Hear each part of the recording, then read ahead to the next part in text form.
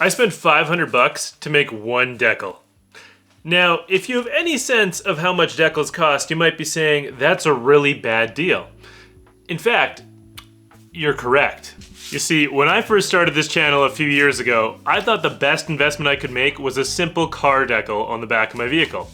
Well, I started to look into how much they cost, and sure enough, it cost quite a bit of money to order them in bulk. Then I started to think, what if I needed more? What if I needed a different size? What if I could make my own? You see, this is a really dangerous thought. Or is it? Well, I bought a decal machine. Now I know what you're thinking. You must use that thing all the time, man. How many decals do you make? Is it easy? Can I buy some decals? Truth be told, I actually just found this in my garage because I forgot about it for a year. But back in the day, I thought this was gonna pop off. I thought it was gonna be the most cracked business plan out there. In fact, I actually made a business page called Nice Decals. Talk about a good name. Reality, I just made a few decals that said Bing Bong on them to capitalize on that viral trend and put them on my ski helmet. Bing Bong!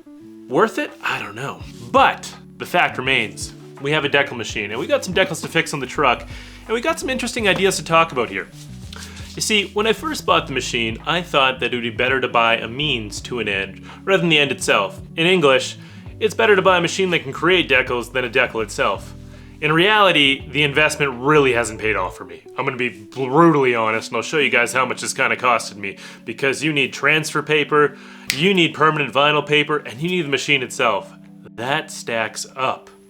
But there is a little bit of an adage here that says if you can buy something that allows you to get to the means, allows you to get to the end, it does have a little bit of potential, but you gotta use it.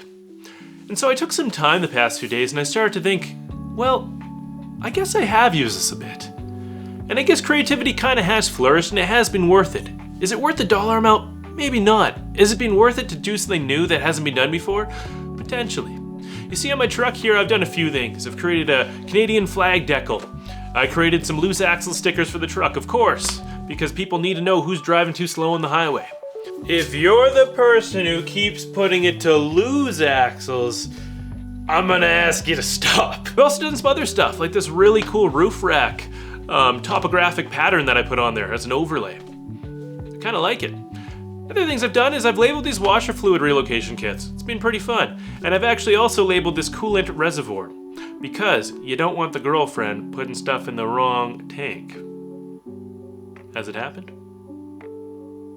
Not yet. Will it? Hopefully not.